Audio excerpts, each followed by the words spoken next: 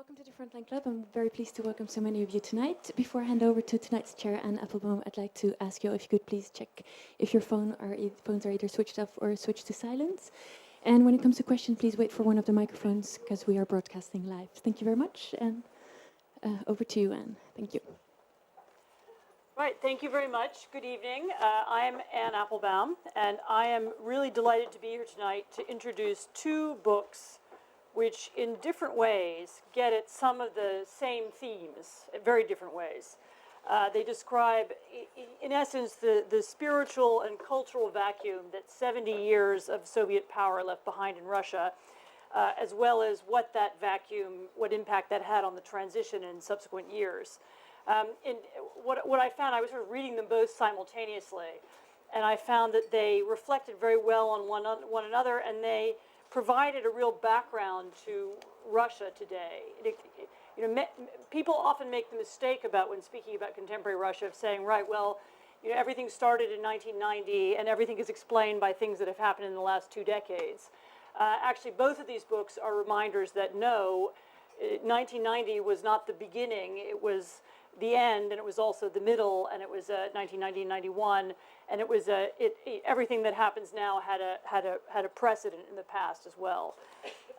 The authors I will introduce on my left, not reflecting anything political, is Irina Prokhorova, who I can say comes out of the better part of the Russian national tradition, the intellectual tradition. She's a literary critic and a cultural historian and the editor-in-chief of the New Literary Observer and also the editor of its publishing house. And she's won numerous prizes, but most importantly is known as an advocate for culture and for education and for open discussion and debate in Russia, and not only in Moscow but in the provinces. Some of you know she played a role in the most recent election campaign, speaking out openly, not just against the politics of contemporary Russia, but against the lack of values, the absence of values, the corruption, the venality, and for that she became a real national figure. Her book, 1990, which I'm going to let her describe in a minute with a few questions, describes what she describes as the neglected year. So it's not 1989 when the Soviet Empire fell apart, and it's not 1991 when the Soviet Union fell apart. It's that year in between when so much happened so quickly that she actually had trouble doing the research for the book because nobody was writing anything down. It was a year of really tremendous and tumultuous change.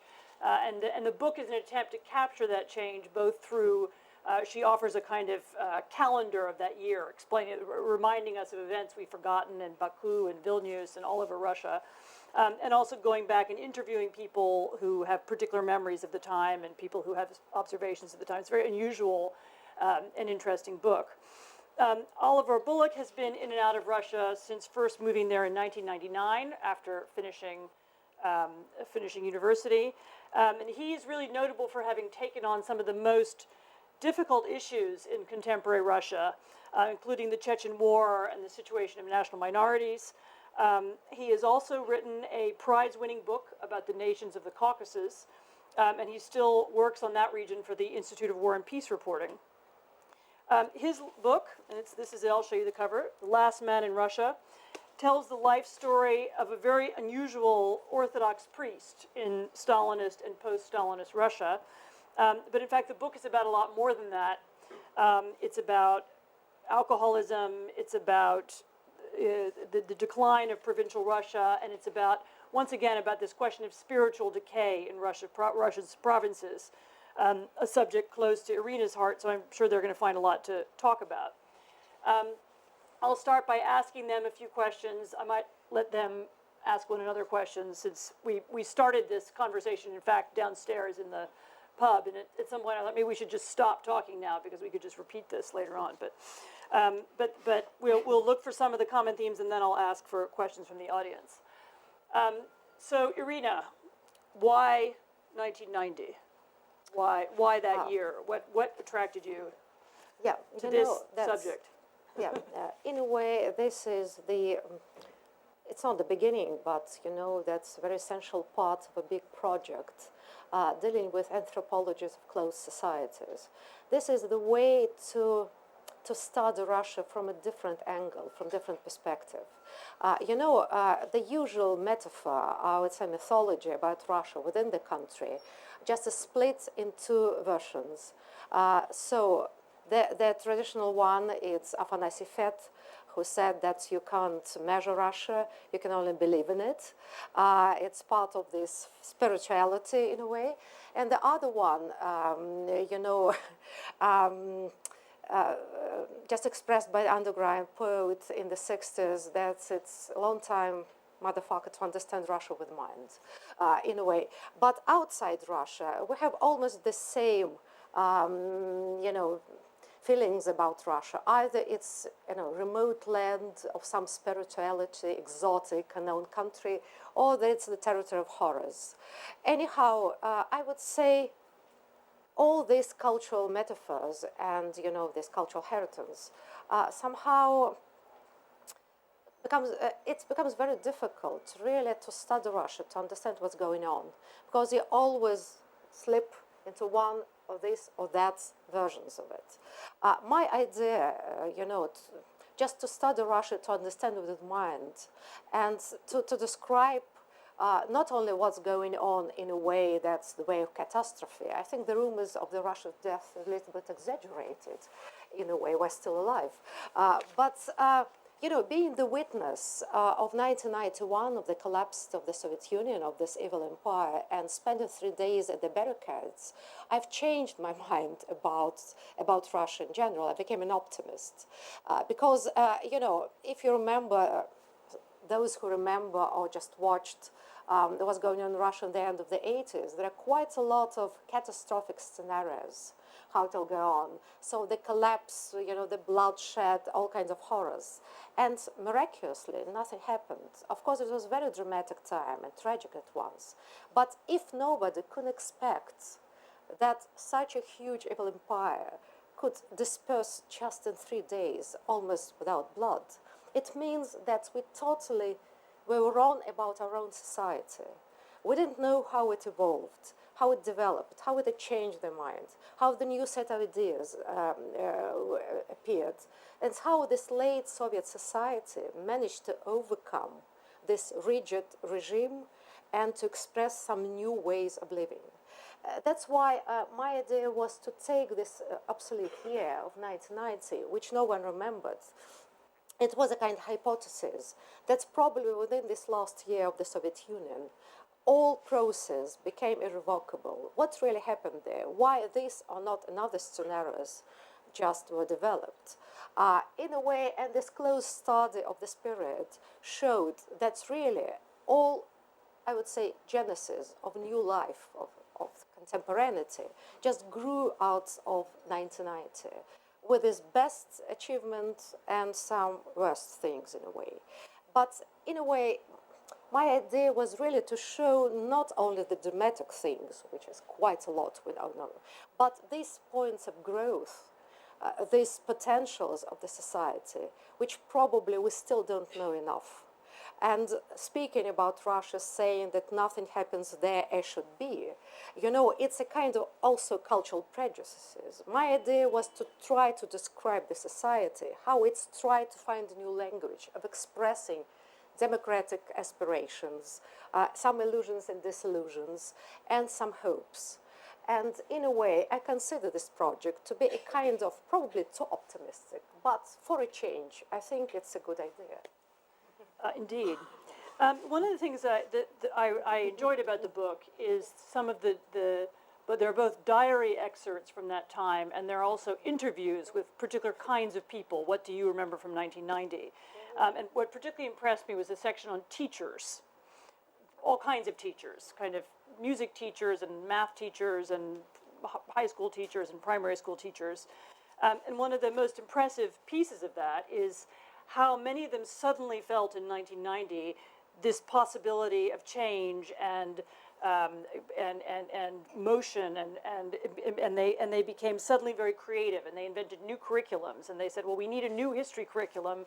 We can't wait for the textbooks, so they started to write their own history curriculums, or they began to invent different ways of teaching children just in this 1 year as they realized suddenly that the Soviet educational system had come to an end.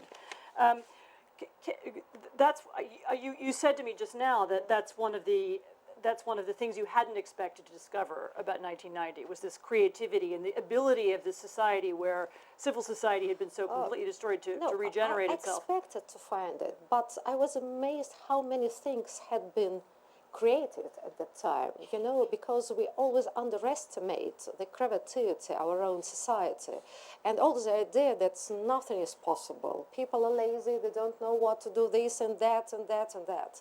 But somehow, starting this period, you suddenly said that's really, as I said, that's the whole basis of new life was created. So the book market appeared, business started developing, that is a kind of interesting renaissances in school programs started. And I would say in the 90s, it was a kind of very interesting curriculums that appeared all the time in school and even universities. Quite a lot of other things happened which could be positively pinpointed, so to say. And somehow we always remember this chaos, which is really true. It's economic chaos, that people were desperate because, all this, I would say, traditional style of life, in spite of all the criticism, just collapsed, but we never realized how many things people managed to do. And self-organization of society was tremendous. As I tried to point out, that people without any experience, without any, training for new professions, had to become professionals just in few years. And it's not only about Russian society, but in general, it's people's abilities for change, and I would say for good changes in a way. So the potentials of the Soviet society somehow are still needed to be started. What's happened to that energy in the subsequent 20 years? Is it still there? Somehow, I don't want just to praise, to be kind of official saying, oh, just come to Moscow and Russia and see how it changed. Quite a lot of dramatic things happened. But, I'll just tell you one thing. Starting 1990, I had to spend almost all night sleepless watching the TV, because there were a number of channels analogous to Yesterday channel, for instance, in the UK appeared. That was old footage, old TV programs that were shown. Unfortunately, during the daytime, there are always official programs from the 70s, which are absolutely unbearable. But late at night, there were some footage from the late 80s. And it was such an amazing thing to see what happened during this period. The most important, I was so much impressed. I think it was the late 1990 or probably the beginning of 1991.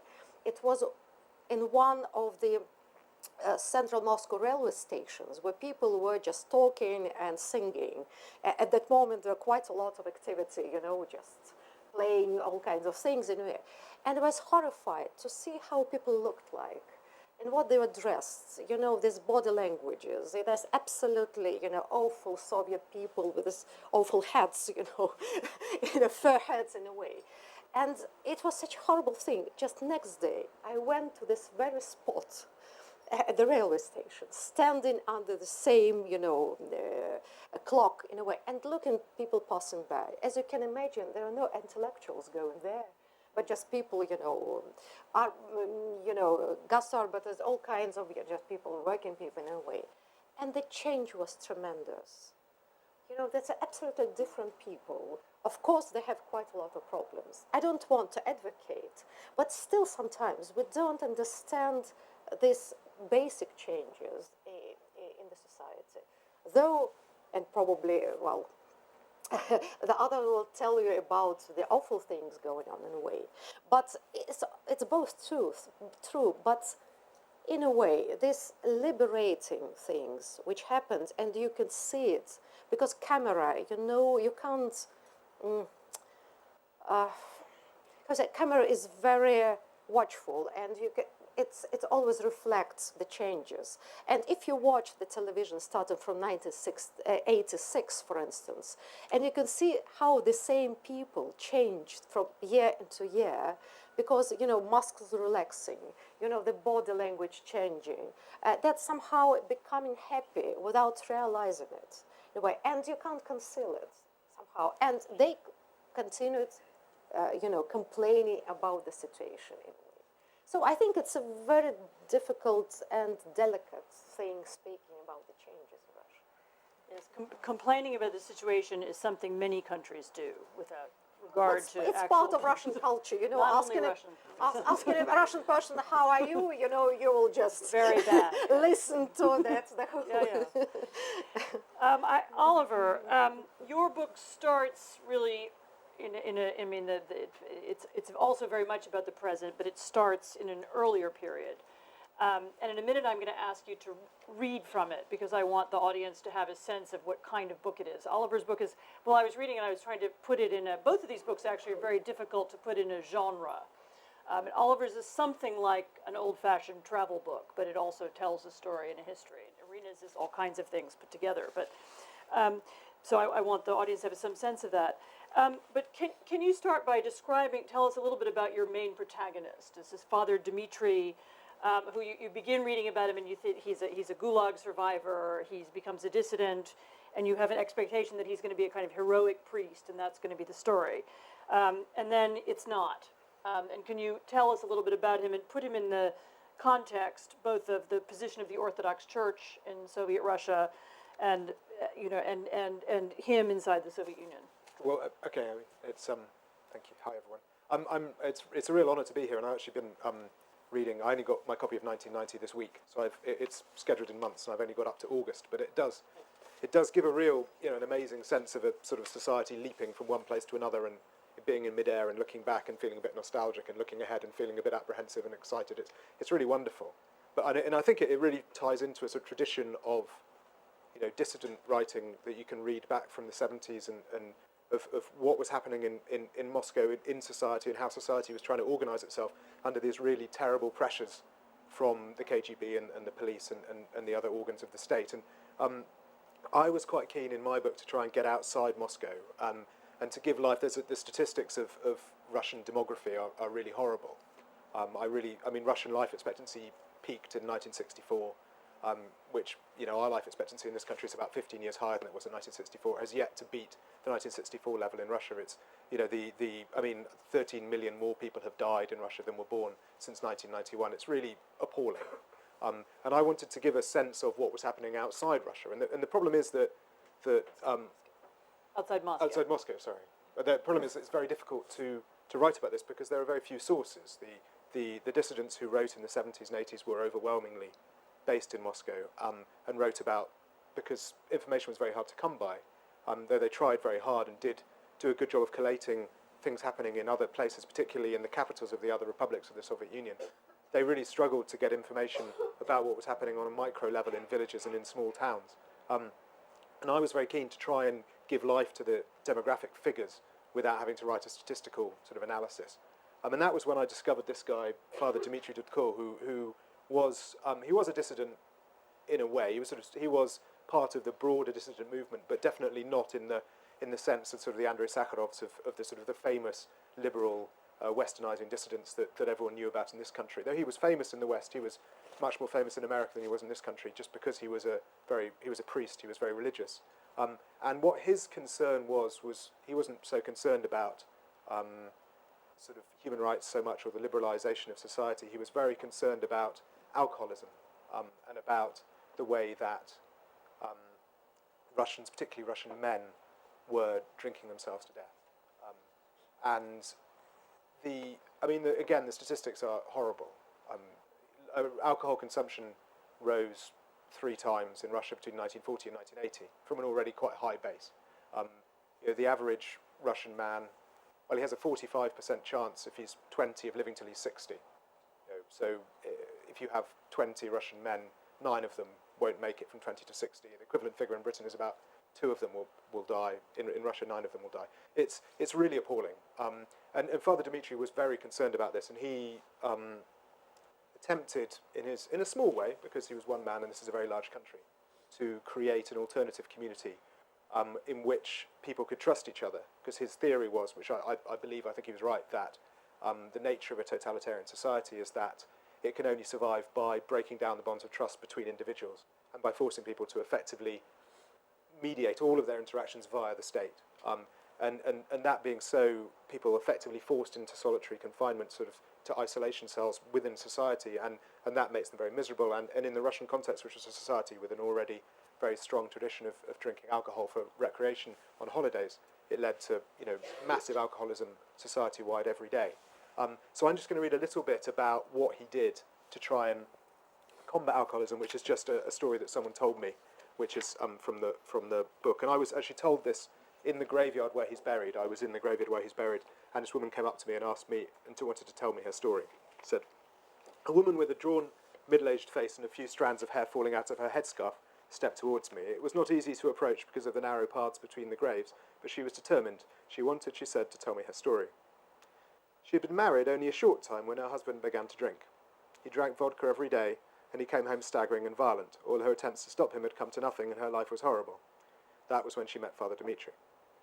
I saw him, and how do you say, he was like, he shone, he glowed with light. You could shut your eyes and just see him.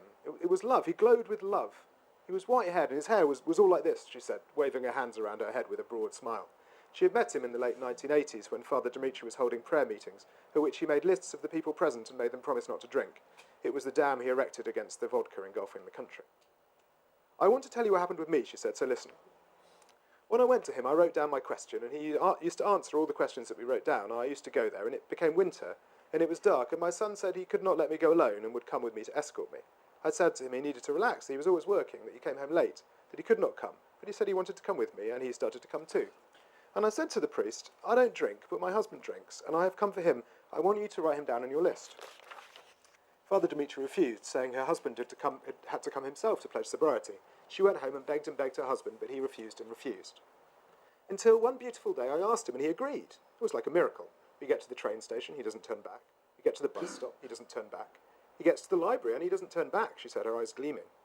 They had sat at the back of the library where Father Dmitry held his meetings, and she had gripped her husband's hand. He was distrustful of the gathering, as if it was some kind of cult. He swore at everyone, using all these swear words. Do you know these words in Russian? Yes? He was using all of them.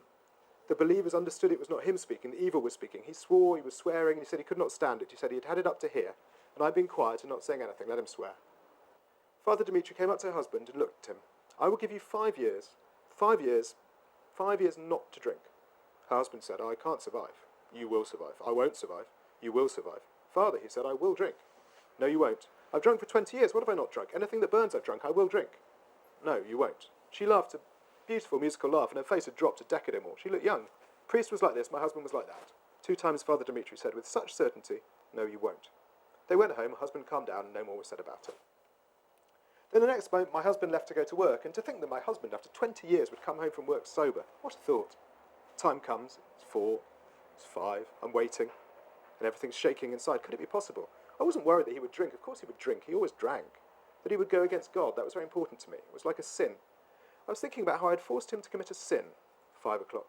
6 o'clock. 7 o'clock. And then he appears. She paused with dramatic effect, loving her story. And I look at him, and he's sober. He's sober. Her husband had told her an incredible story. The bus broke down. We stopped on a bridge. The lads ran off and bought some wine and said, Seryoga, pour it out. And I said, I don't drink. And they said, what?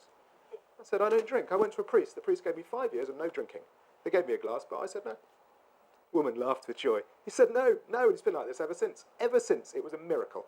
It is a miracle, a miracle. Father Dmitry saved him. He wanted to save the whole Russian people like that, one at a time. That's what I wanted to say. But what happened to Father Dmitry? Well, I don't really want to give that away because it's kind of, essentially, the reason I chose Father Dmitry one of the reasons I chose Father Dmitry was because he wrote about what was happening outside Moscow, not just in Moscow. So that's very important to me to be able to give a broader picture of what was happening with the Russian-speaking population in the Soviet Union. But also because so many of the dissidents, Marchenko or Sakharov or, most of them really, were heroes. They are authentic heroes, whether they survived or died in the camps or whatever. They are absolutely cast iron, 100% astonishingly brave, wonderful people, and when you read about them, it is inspirational. Father Dmitry isn't, as it turns out, quite like that. And that's why I wrote about him, because to be honest, in a totalitarian society, again, we were talking about this just downstairs with regard to Anne's book about just after the Second World War and the Soviet takeover of Eastern Europe, which people don't like to remember because people were forced to make compromises that they're now quite ashamed of. In a totalitarian society, heroes are a vanishingly small minority. Most people have to compromise for whatever reasons, to get ahead or to get married or to get a job or to get a drink or to get anything. People have to compromise, and once you compromise, it's difficult to stop compromising.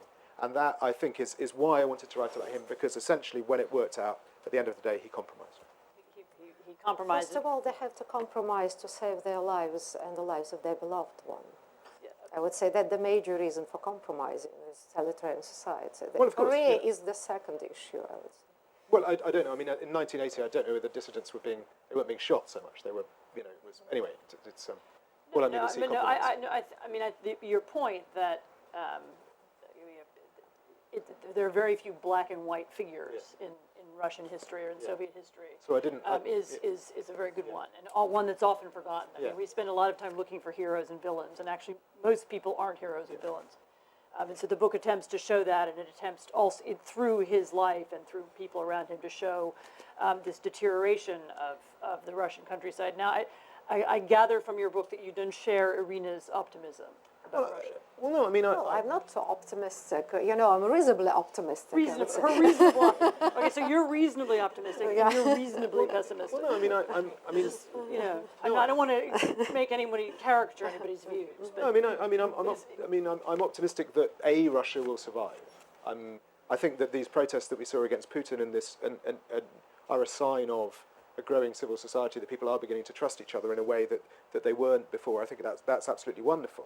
And however, the damage that has been done by vodka is so awe-inspiring that the Russia which will survive won't be the Russia which we know and love. I mean, the UN estimates that the population of Russia by the middle of the century will be 116 million. It's currently 143. It was 148 when Putin came to power. That's a drop of about the population of Canada. That is, in terms of the impact that has on a society, just the aging of the society, there will be 2 working age adults for every 1 pensioner. I mean, in Britain, we're terribly worried about how we're going to deal with a ratio of about 3.2. In Russia, they're looking at a ratio of 2. These are the kind of problems the society will have to deal with. I mean, look at, Russian military strategy for centuries has always been based on the fact that it has an extremely large army. In 1999, there were 150,000 more Germans born than there were Russians. There are 24 million Russians in their 30s and 14 million between the ages of 10 and 20. That's a 40% drop in a decade. It is not good. And yes, Russia will survive, and I sincerely hope that the most apocalyptic scenarios, and there are far more apocalyptic projections than the UN figure. The US Census Bureau predicts that Russian population will be 109 million, which will be smaller than Uganda. I mean, this is a superpower with a population smaller than Uganda. It is awful. And it is, sadly, the government at the moment is doing almost nothing about it. I mean, there are... It claims otherwise. Well, actually, the birth rate, but the number of births has gone up. But this isn't really a result of a change in the birth rate. There has been a slight uptick in the birth rate from about 1.4 to about 1.6. But for a couple to reproduce themselves, they have to have 2.1 children. This is just of necessity. If you have 1.6, the population will inevitably shrink. The reason why there has been an uptick in the number of births recently is because in the late 80s, Gorbachev banned alcohol and there was a massive baby boom. And that baby boom is now working its way through. But if you think that, that baby boom stops at sort of 89, which means, people in Russia, women in Russia tend to stop having children, age 30 like everywhere. And so by 2019, that baby boom will be gone. And the generation that follows, there are 1.25 million Russian women in their age 30. There are 710,000 aged 10. That's you can't predict. So this is a strange things, baby boomers, and then the other generation, which is, you're quite right. This is a huge problem. But I always ask myself and many people who speak about how many people you need in the country and what for. It's really, speaking about when there is not enough people, I would say in Russia nowadays, for what purposes? It's not enough. Of course, for the old-fashioned army, it's true, we need more and more people, you know, but this is a vicious vision of an army and the ideas. But if you speak about the prosperity and high intellectual and technological society, probably we don't need a lot of people, but we need a decent life for these people, more than, you know, just taking quantity. Well, no, I mean, I completely agree, but I mean, but I don't, you know, I agree. I mean, you could argue there are too many people in the world anyway, you know, but I don't. I think that's a pretty bleak way of looking at things. I mean, I mean, Russia has lost 20,000 villages since 1991, and there are another 35,000 with less than 10 people. This is not a society that is providing a good living standard. In your book, you make the point that it's not so much the quantity of population, but the impact of the shrinking population, that the impact that has on villages. It has, you know, the falling down houses, the 3 old people left in the countryside, and so on. That it's kind of demoralizing. I would say you're quite right, but it is not the process which started in 1991. I didn't say it was. The problem of the Soviet statistics, that all the figures were falsified or simply concealed. No, he does make clear in the book that it begins earlier. I did say it began in 1964. I would say that's, when I'm speaking about 1940 and, you know, just then comparing to another thing, that it was a very interesting, I just read a paper for a Russian historian that in 1938, there was the big, I don't remember how it's перепись населения. Census. Census. Yeah, and so the results were somehow concealed immediately, and all the people who were involved were shot. Because after the Civil War and all the repression, the statistic was so awful that somehow it's tended, you know, to conceal what really happened. That's why when we have the figures of the, you know, the further period, we don't know how to compare with which and what. So, of course, it was said that it was depopulating. Somehow it was interesting, you know, to compare with the previous periods of the purges in a way, but we don't have the figures. I don't want to say that it's much better now and people say it's true, but unfortunately this is the result. Yeah, Oliver's in the book. The argument is that this depopulation of provincial Russia begins earlier in the 60s. Yeah, I mean, my argument is that it's a Soviet legacy rather than a pure is a legacy of collectivization and the repression, not of the 91 is not really relevant to the argument of the book. It's true. But I noticed. I don't know the figures in a way, but I remember being in the 70s and the 80s, quite a grown-up person. I remember that really, you know, people drank in all social stratas, and that was absolutely impossible. You know, whenever you went to any party, whether it be engineers, party apparatchik, somewhere, dissidents in a way, so the evening ended with people a little drunk. It is interesting enough that after 1991, quite a lot of people stopped drinking at all. This is a new business people appearing, intellectuals stop drinking quite a lot. Of course, it continues in many things, but in a way, I think, we could see now in the streets of Moscow, you can rarely see people lying in the streets happy drunk. And I remember that mid-80s, it was absolutely, you stepped over them all the time in a way. So strangely enough, in some parts of the society, it's becoming better. No, it's true in Moscow, and I mean, on average. Not only Moscow. I'm not speaking about Moscow. Well, no, I mean, in the decade after 2000, Russian cities as a whole lost 3.7 million people. Moscow gained 1 million.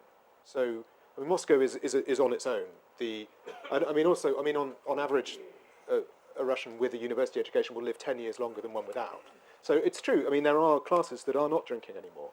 And that's so much. Anyway, sorry. Why don't we, to avoid an argument over over the numbers, why don't we take a few comments from the audience? I'm sure those are here because they're interested in Russia. So I've no doubt there are comments. Just 2 words about the book. You know, the idea was not to study Moscow, and quite a lot of texts and diaries and things for people from different regions. And this was a variety of different situations in different regions in the world. And what I tried to do, it's not only considering, you know, that's literature, though we have a number of texts dealing with underground artists who became mainstream in the end of the 80s. But it's everyday life. What happened to political elites, new and old? What happened to new social stratas, how this new social strata emerged? So the idea was to study different sides of life in Russia. And something new appearing, something failing to do, and what happened in different parts. And that gives you a very interesting picture of the society on the turn, on the move. That I think it's very important. Then you can see quite a lot of things that's managed to grow in spite of all the things. No, it's true. Your teachers were teachers from all over the country. Ambassador Braithwaite. I wanted to pursue the business of the Oh, wait, I think we need a microphone. Sorry about that. I wanted to pursue the business of the depopulation of the countryside because I think your question is very important. What are those villages? What would they be for nowadays? If you go up to the north, the villages, the buildings are falling down. They were built, they're not traditional villages, they were built by Khrushchev, a lot of them. They're Soviet farms, not collective farms. And they had no economic or perhaps even demographic reason to be there. And that's true of a lot of the villages. And the villages are there for ancient reasons which don't apply today. Why should people go on living in these places? It's very sad. It's rather like mountain villages, hill villages, hill farms in Britain. It's a pity when these things go. But there's no absolute virtue in keeping them. I can see your point. I mean, I do in the book. I do travel to the north because he was in the gulag in Father Dmitry in the north part of the Komi Republic. So I did travel to the north. But actually, where the situation is worst in terms of demographically speaking, it's not in where you would expect it to be. It's in the Russian heartland. It's in the Tula region, Pskov region, Kaluga region. These are the places where the life expectancy and birth rate figures are worst. And these are places that were actually very prosperous. I was very lucky in January. I went travelling in the Tver region. I wrote an article for Prospect about it. There's an extraordinary, wonderful woman, Svetlana Melnikova, who campaigns to save village churches. And we went through a series of these villages which had these gorgeous churches. I mean, absolutely astonishing. I mean, masterpieces of architecture from the sort of Catherine the Great period and around then. And these villages would have been, 1,000, 2,000 people. These are big villages, and now, 10, 20 people. These are potentially prosperous farming communities which have just gone. And I mean, there are lots of reasons for this, obviously, and part of it is the transition that the government has not helped them in the same way that farmers get helped in the European Union with subsidies or whatever. But, I agree, in the north, a lot of these communities are artificial and maybe based on the site of an old gulag camp or there for whatever other reason. But the areas that have been hardest hit, I mean, in Tula, which is, it was always a very wealthy region comparatively. Baidino, which is a village, I went for this because Father Dmitry had a dacha there. Now, literally no one lives there. It's a nice place. I mean, okay, I was there in winter, but it's nice. Yeah. One from over here, and then one there. Oh, hi. My name is Vadim. I also write about Russia sometimes. I wanted to ask a question about a point Oliver was making earlier about, you said about Father Dmitry's idea of having an alternative community where that was built on trust. And I wanted to ask about that in relationship to something that's happening right now with regards to the Navalny trial. My question was something that was bothering me. I was looking at a recent Levada polls, and they were describing how Navalny's people's awareness of Navalny have been increasing over the last 3 years, and now almost half of the population are familiar with him. And also, a great deal of people believe and trust his investigations into corrupt officials and all the rest of it. But over the last 3 years, one of the statistics said that the number of people who say that they would vote for Navalny were here to run for office went from something like 5% to 1%. And my question is, how do you think this has something to do with trust? And two, how do you explain people's reluctance to support Navalny even when they trust what he says about the government and when they know who he is? Well, That's a this is good question for probably both something of you, something actually. Irina could argue a lot better than me, I think. But I Oh, mean, yeah, it's just to everyone. It's yeah. But I mean, I'm Navalny is a. I don't know. I suppose the question is, the more that is known about him, the more you might think it's great that he's revealing corruption, but possibly you don't want this man running your country. Might be, but again, I think Irina, you probably actually know much more about this. Speaking about Levada Center, I respect the people working for them. Quite a lot of them are authors and friends. But in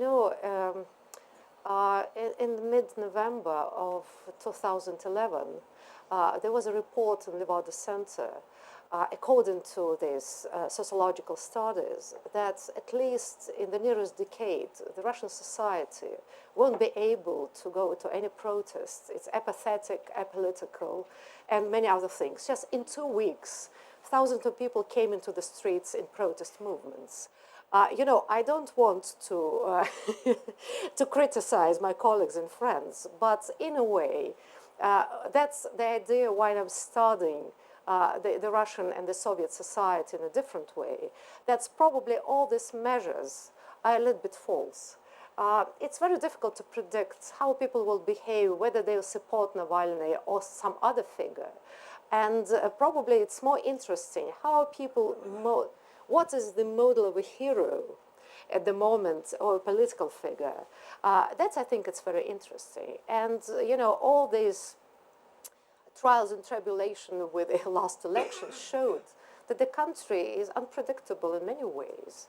That quite a lot of people, voted for a person, for instance, I don't want to name him, in a way, just with all minuses, in a way, but still somehow becoming attractive, being rich, and, with the things, it's somehow, strangely enough, quite a lot of people could support this in a way. So, in many ways, that I think that the Russian society itself probably can't formulate many important things about itself. And, that's trying to take all these old-fashioned metaphors, we create a kind of falsified reality in a way. And, I watched for many years how people, express their opinions, how they try to understand what's going on. It's interesting, the language of society is rather specific. And it's specific because, stemming from the totalitarian regime, you can't operate with the same metaphors as people doing, say, from the West European countries. So in many ways, if we speak about, this sympathy or not sympathy for Navalny or any other, probably you should find in another language and metaphors, how people can express it. I will continue probably it's later, just a kind of an examples. For instance, when we speak about this nostalgia about so-called Stalinist culture in a way, on the surface it's really true, I'm horrified. But if you speak to people, how they think about their future of children, I would say on the everyday basis, it's not Stalinist society at all. So the society has managed to overcome the Stalinist value from the point of view of family and individual perspectives, but still lack the ability to formulate it, or more on other stages in a way. I mean, formulate a clear idea of what should come yes, next. ideological and political language in a way. If you speak to quite a lot of people asking what do you think about Stalin, quite a lot of them say, well, he was a great man who united in blah, blah, blah, all these awful things. And my God, what he's talking. Then you start asking a person, so what do you think about the future of your children? How do you live? What are you appearing? And suddenly, he or she starts talking about absolutely different things. And it means that they speak about democracy, civil and civic rights, and many other things. Often not using that language. Not using that language. In that way, I think it's very peculiar and very interesting, very important to differentiate the rhetorics and the everyday practices. Then the picture probably will not be so pessimistic. I have a mate who's just been in Kirov for the Navalny trial. Well, they just had the first day of the trial, and he was trying to assess public opinion about Navalny in Kirov, and he went up to some young, very fashionable-looking people and asked them what they thought of Navalny. They'd never heard of him, And there was an old woman listening. She goes, Navalny, I'll be there protesting in his favour. And it was just like, what? So totally unexpected. It's supposed to be this young movement in his support, but actually, it's as often as not, it's old people. You know, you just can't, like you say, you can't guess. Predict. Yeah. Another, lots of comments. Where's the microphone? Let's do two over here, and then we'll switch sides. 1, 2. Hello. I was wondering if you ever had a look at the effect of Chernobyl on the process of democratization in Russia. Why I ask, after Chernobyl, the tragedy of Chernobyl, I have read somewhere after Fukushima, the Japanese are going to the streets. They're demonstrating against the nuclear power now. They are more out with their ideas, which is also a somewhat, we can say, not a very Westernly democratic society. Do you think it has ever had an effect like that after the 1986 Chernobyl event? Has it paved some way to such a, as you said just a moment ago? Let's take another question, then we can answer that as well. It was about Chernobyl. Yeah. What did Chernobyl? Right. Thank you very much. My question follows on from Sir Roderick's and the depopulation issue. The day after the Brighton bombing attempt to kill Mrs. Thatcher in 1984, I was in San Antonio in Texas, where I witnessed not the Mexican recapture of the Alamo, but the Mexican re-besieging of it, in that I noticed everybody going into the Alamo and visiting it was a WASP, and everybody who wasn't from the local population was, of course, Hispanic. And I thought, maybe there's an issue here for the United States. That hit home because a year before I'd been on an admittedly no longer frontline Soviet warship in Greece, and I noticed the Soviet Union has a challenge ahead. Every single officer and petty officer was a Slav or from the Caucasus, and every single rating was from Central Asia. Admittedly, the frontline escort would have been very different. What is the impact of rural and indeed perhaps city depopulation and the general depopulation in relation to the nationalities issue within Russia, as opposed to as it had been within the wider Soviet Union? Right. So two very different questions. One was about Chernobyl. What was that? How did Chernobyl affect the processes of transition in 1990? And the other about the minorities in Russia and how depopulation Well, I is think affecting it them. was a great shock. I wouldn't say it's cultural shock because you can't use it in a way. But Chernobyl was a turning point. It was very, very important for Gorbachev. Yes, and in a way that was the beginning of glasnost. And I would say if it happened 10 years ago, probably not so many people will ever learn about that. And this was the starting point of discussing all the ecological things, though at that moment that word didn't exist. And somehow there are quite a lot of publications in the late 80s speaking about quite a lot of similar catastrophes on other nuclear plants all around Russia or Soviet Union in a way which somehow no one knew, and people just simply died at the places, just without realizing what had really happened there. So I think that was a very, very important and very tragic moment, but it was a kind of moment of revelation, and somehow that's at the beginning of real perestroika when people started discussing things. It's known that was what galvanized Gorbachev Yes. to bring out the idea of glasnost, that we must discuss things that have really happened. And in a way, it was interesting. I remember probably that's the first time where people expressed indignation that they were cheated and there was no information somehow. And they went to this demonstration and instead of, doing something for their safety. And that's for the first time where people really expressed that don't treat us as a trash in a way. We're human beings, we have dignity. And I think that was probably the crucial point of all things happening in perestroika till now. If you look at the demonstrators now, I mean, the last year, I would say the slogans are all the same. We're not trash, we're not slaves. We're human beings, we want to be free, we want to be respected. And I think probably if you look at the language of these democratic reforms, probably this is the most important things which people try to formulate. And I think it's very important because it's the values mostly. With speaking the population, you know, it's an interesting thing because I was always worried during the 90s. There are quite a lot of talk of the population, and you know, people in the parliament, well, especially nationalists, were saying that, well, we're going on. But strangely enough, they didn't want to solve the problems of the people running from the former republics to Russia in a way. That was a kind of resource and the source of repopulation in a way, and nothing was done to encourage the people to live there. And unfortunately nowadays, because I would say nationalistic movements are so strong, I would say sensibility, first of all, in the authorities, they never look at the migrants and Gastarbeiters as a kind of new source of repopulation.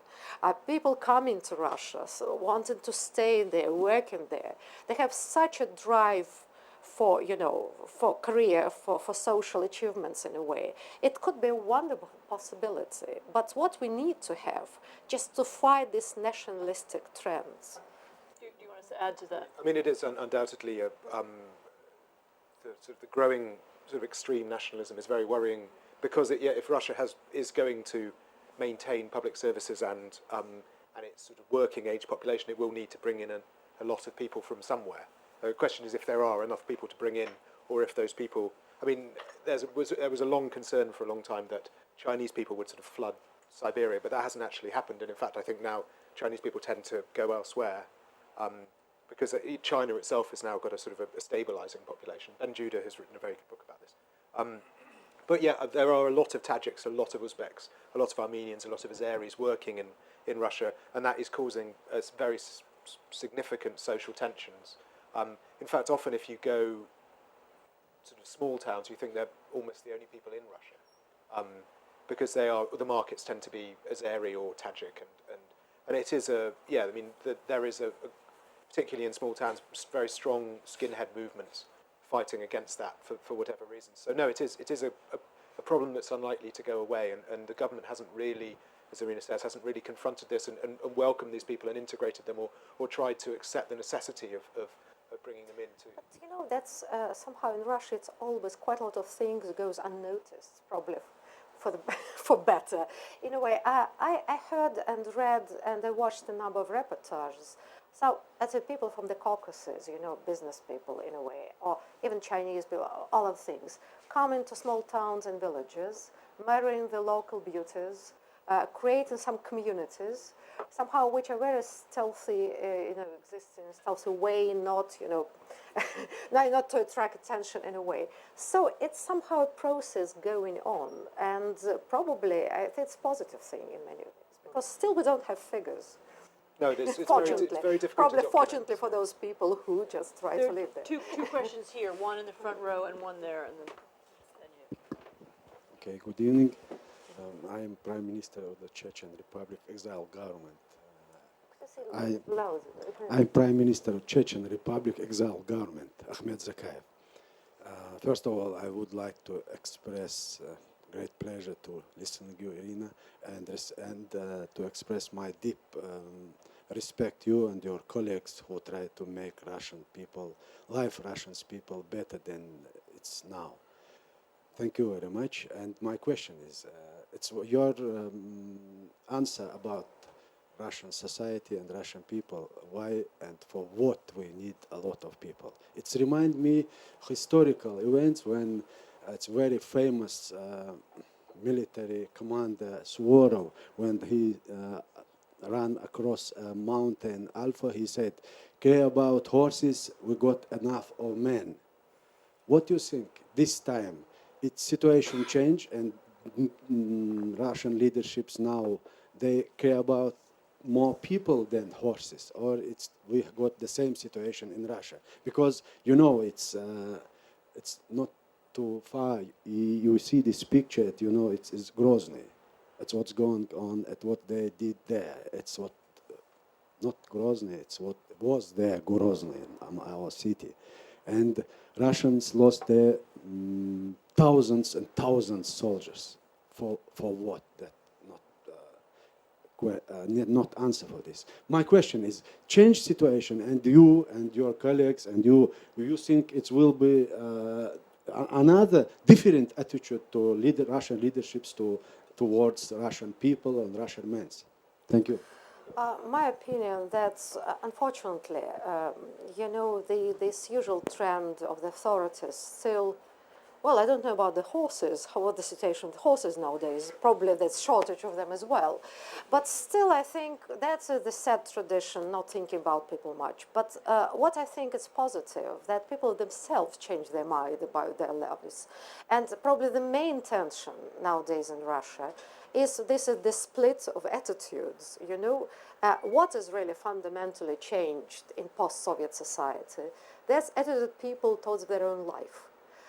And probably they don't express it so clearly, but the idea that life should be the main value at the political scene in a way, it's absolutely definite. And you could see this huge gap and discrepancy between the attitudes of the old guard, for instance, and, you know, the attitudes towards other, different stratas of population. And probably that will be the main struggle, you know, how to deal with personal life, the respect for personal life and dignity in a way. But somehow it's really changing. It's my opinion. What do you think? I think that the Russian government cares not so much about people but about oil and gas. And as long as it's got, I think it's actually, I mean, Russia's great curse is that it's got so much oil and gas, because it means it doesn't have to really care about the people very much. As long as it's got enough people to run, you know, the oil regions in Western Siberia, then it's cool. Subjects, they're horses to oil. Exactly. Yes. Yeah. I would say, you know, that's, we think about the Russian power and authorities as a kind of monolith. And I think it's not. What I can watch in different regions, and now I'm lucky to travel a little bit and to see, mostly big cities, of course, but still, I would say what I can witness is a kind of new generation of politicians of a different kind. Of course, there are a number of, you know, hardliners as usual, but you can find it anywhere. But quite a new generation of politicians who think a little bit different about people and their role as politicians and how to deal with the problems and how to develop the country. And, you know, say I'm a little bit optimistic because I can talk to these people. I can see that it's a little bit different way of seeing the matter. We had one other question down here, and then I'll switch. I just want to come back Yeah, to the I'll numbers. try and take two again so that a lot of people want to speak. I want to come back to the numbers of population. I don't know statistics about Russia, but because of what was happening in the last 2 decades, I would assume that at least 10% of the population, like in other Eastern European countries, would have left Russia, usually young population that goes to work in other countries. So that is a certain number of people that I can see, certainly in London, being here. Russians. No, that's not the case. Russia has been a massive net magnet for immigrants over the last 20 years. Yes, but Russians have also left Russia. No, of course, but not nearly in the numbers that they've gone to Russia. I mean, if you think that the Russian 13 million more people have died than have been born in Russia since 1991, and yet the Russian population has fallen in that period by 5 million. Okay, so you're saying that more people have gone to Russia. Yeah, well, that's great. Vastly more. Oh, yeah, I mean, it's absolutely, yes. Yeah, no, it's great, of course. But this is a function of the fact that the situation in Kazakhstan or Uzbekistan is much less attractive to live in than if you are in, as a Russian, than if you're in Russia. But that is the case for Western Europe. We can compare it with the UK in a sense, lower birth rates, a lot of Eastern Europeans coming here. Look at Italy. Italy has a lower birth rate than Russia. It's full of Albanians and Eastern Europeans that are taking the place of these people who are not reproducing. So I don't see it as very different, really. You don't see it, sorry. As very different to Different how from Western Europe solves the problem of the lack of people. In terms of birth rate, you're right, there are definite similarities. The problem is that Russia combines demographically the worst aspects of Western Europe, which is a very low birth rate, with the worst aspects of the Third World, which is a very high death rate. So So you're right, the birth rate is very low, but the problem is that people aren't living until they're 81 years old. The average Russian man dies at 63. So I mean, so that's the problem. They managed to pick the two worst aspects of two totally different pictures that they managed to impose them on one situation. So you're right, in terms of birth rate, there are definite similarities with what's happening in Japan, what's happening in Italy. Less so with the UK, we have quite a high birth rate comparatively.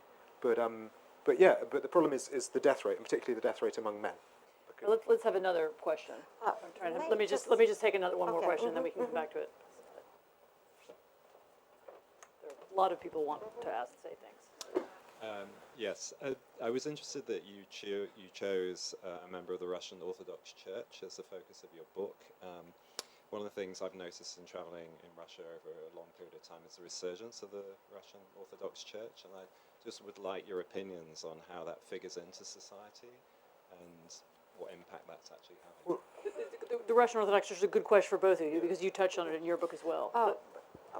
But why don't you go first, since it was directed to you? The reason I chose an Orthodox priest is partly out of necessity, because there were very few candidates of people who had documented their own lives sufficiently well enough for me to recreate what they'd done.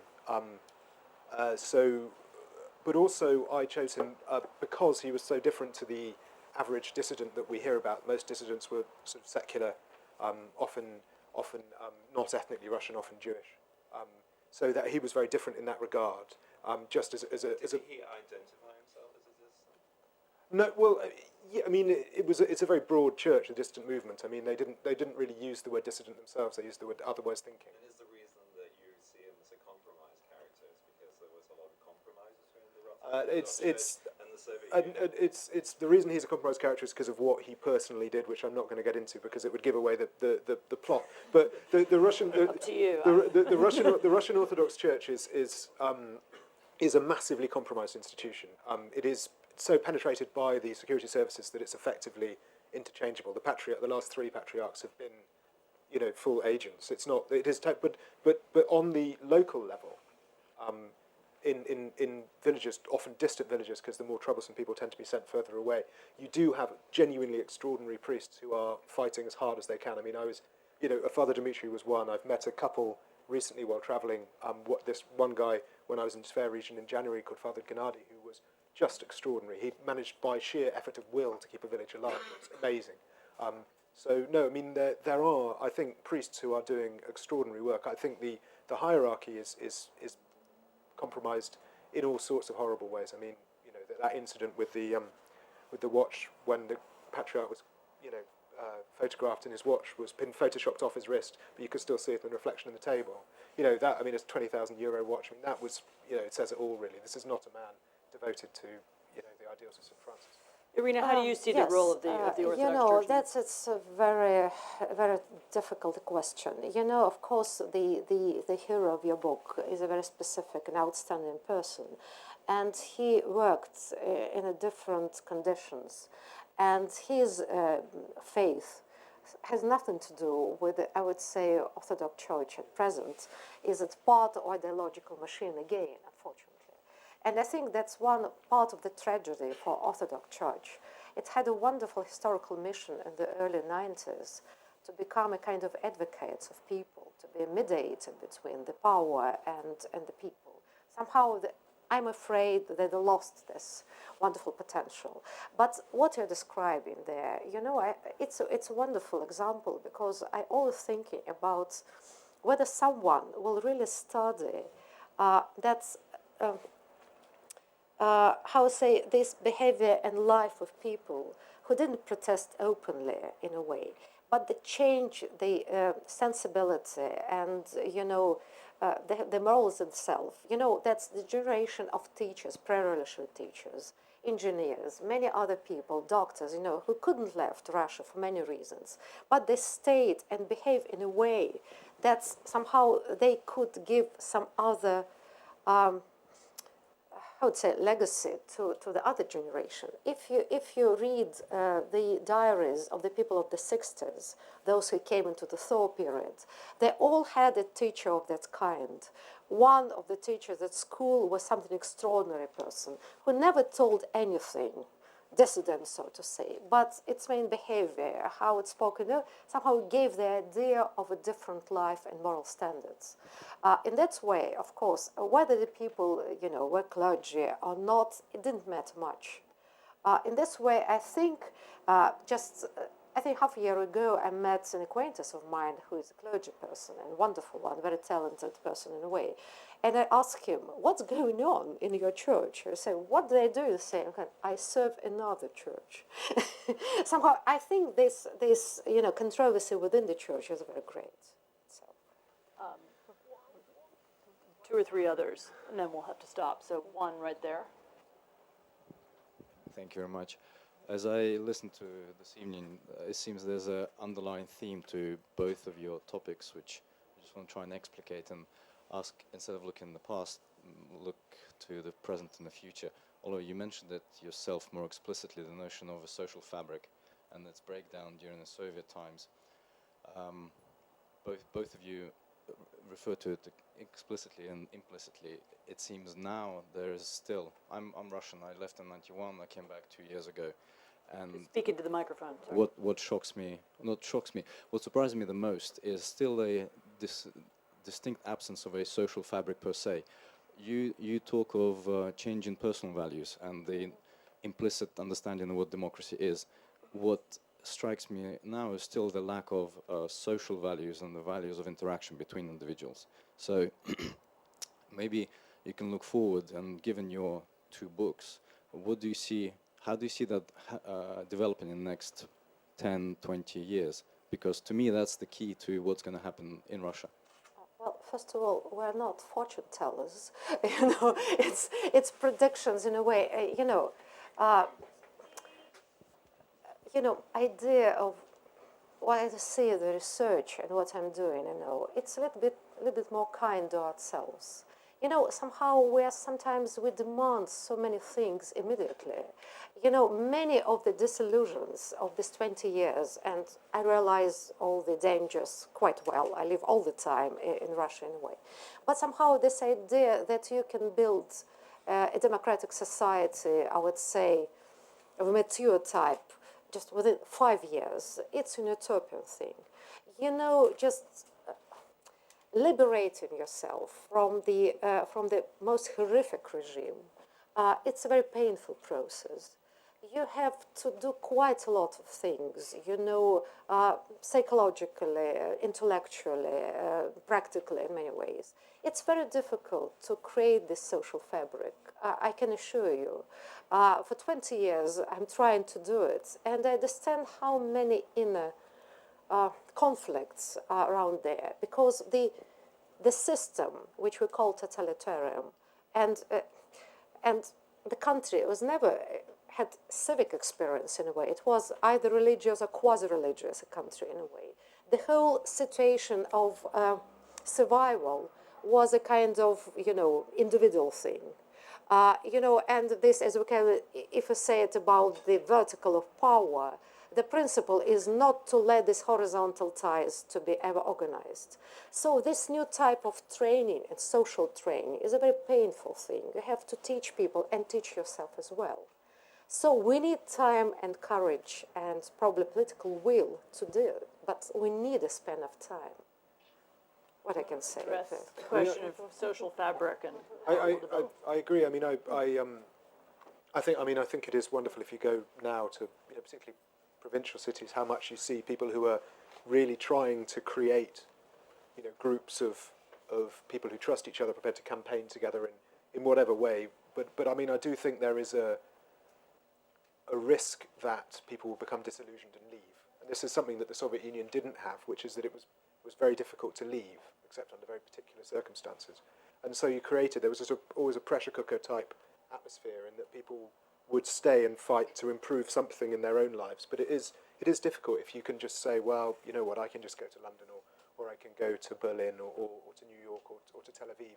It is difficult.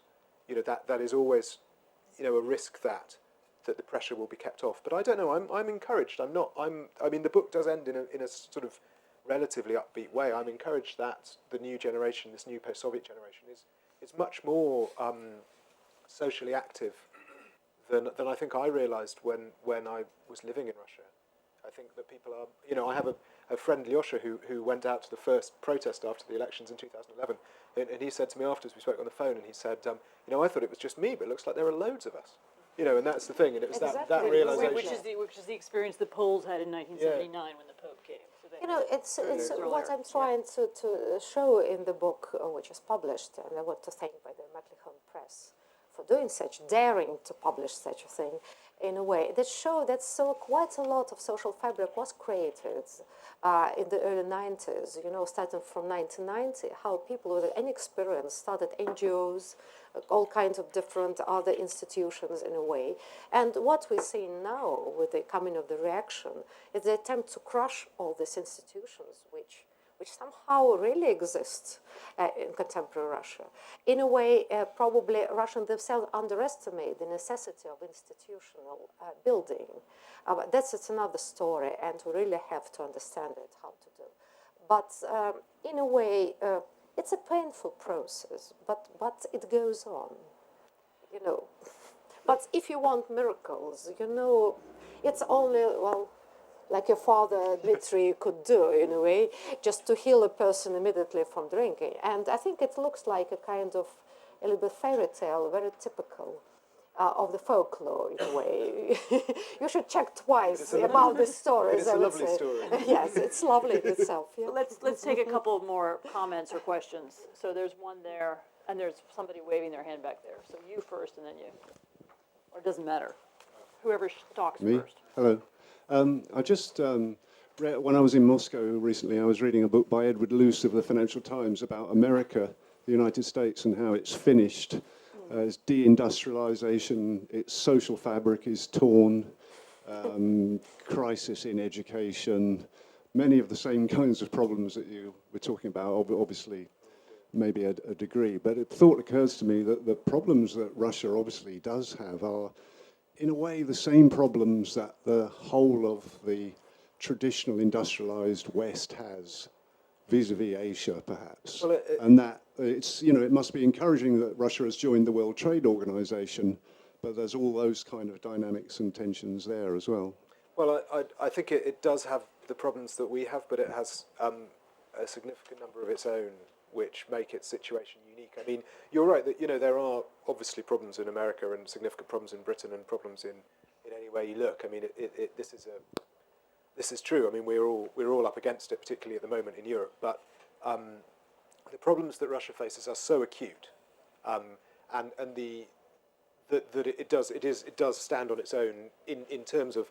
I mean, to be honest, Ukraine faces some of the same problems as does Belarus and some of the Baltic states. This is a post-Soviet thing, which does, as I was saying, this combination of mortality and low birth rate, low fertility. This combination is unique. Nowhere else has it. Traditionally you either have one or the other. You don't have both, and having both does cause. And the problem is, this isn't something you can put off, because every year that goes by is a year when people aren't being born and people are dying.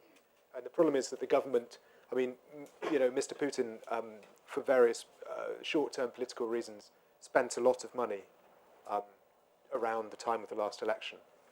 This is money that could have been being spent on childcare and on massive payments for a second child and on high-quality education, on really, really good maternity hospitals. And it didn't. It's gone. The money is gone now. And Russia is, well, I mean, the economy is teetering. It's been really badly affected by the European crisis. I understood the argument of your book to be more that that there's a spiritual crisis rather than a problem of government policy. Well, I mean, he asked about government policy, but I mean, you're right. I mean, the book is about a spiritual crisis which led to a demographic crisis, which now leads to all sorts of other crises. I mean, the book it does not deal with really Mr. Putin very much. It's much more about what was happening in the 1920s, 30s, and then the 60s and 70s. Because for me, the roots of the current problems are very much in this sudden and dramatic uprooting of society that Stalin imposed, collectivization particularly, when 80% of the population were peasants and had lived, lived in the way that their forefathers had lived, essentially to a large extent for centuries, and that changed in 3 or 4 years, and that the trauma of that is still echoing, and this is what they have that we don't have, and that's what the problem is. Right, let's take one more question. Who's the lucky person? You've got the microphone. Thank you very much. I think my question follows on quite naturally from what you've just been talking about. I think it's not unreasonable to say that 1929 was in many ways the death blow to Russian agriculture, and the country went from being one of the largest grain exporters to being dependent on grain imports for the rest of the USSR. You've highlighted the decline of agriculture and the rural Russia as key to the demographic problem. What line of policy do you think is necessary in order to attempt to reverse that? Is it the next presidential election? As the next president of Russia. I suppose, do you Speaking about programs, do you think that it is more important to pursue an attempt to kind of reinvigorate agriculture and the rural economy, or is it more about social policy and childcare, as you just mentioned? When I was leaving this village that I described that I went to in the winter that's got no one left at all, I had a very, very long daydream. It's quite a long bus journey and a very slow bus for about 4 hours, in which I imagined that I was Irina's brother, and I imagined quite what I would do to try and make this village return to life again. And after about 4 hours, I hadn't really got any closer. So, Irina, when you are president of Russia, what will you do? I'll do a thing that's, I would say that the Russian population, if I wanted to say it's united in one wish. I think that's it's a chorus cry to authorities, let us alone. We'll manage ourselves. I would let alone the country, in a way, giving the possibilities for people to do, to experience and to experiment. And I would say what happened in the 90s, among this all the havoc, there's quite a lot of initiatives and experiments in all different things in a way. And I have quite a lot of friends who just stopped being academic people and who went into business and to somehow go into the village to create some kind of new agricultural complexes, and were quite fortunate and doing quite well.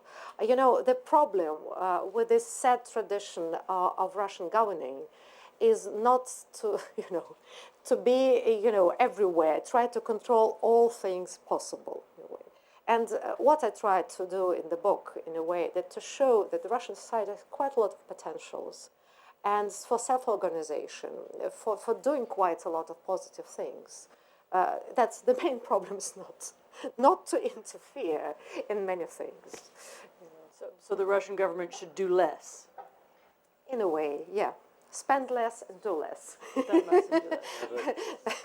I have a friend called Alexander in Perm who heads one of the local departments of one of the opposition parties, and his wish is always, his toast is always that oil prices fall. Because if oil prices fell, the government would have to start doing stuff like making agriculture work. So we can toast on that note, oil prices to the very bottom. Right, thank you all very much. Thank you.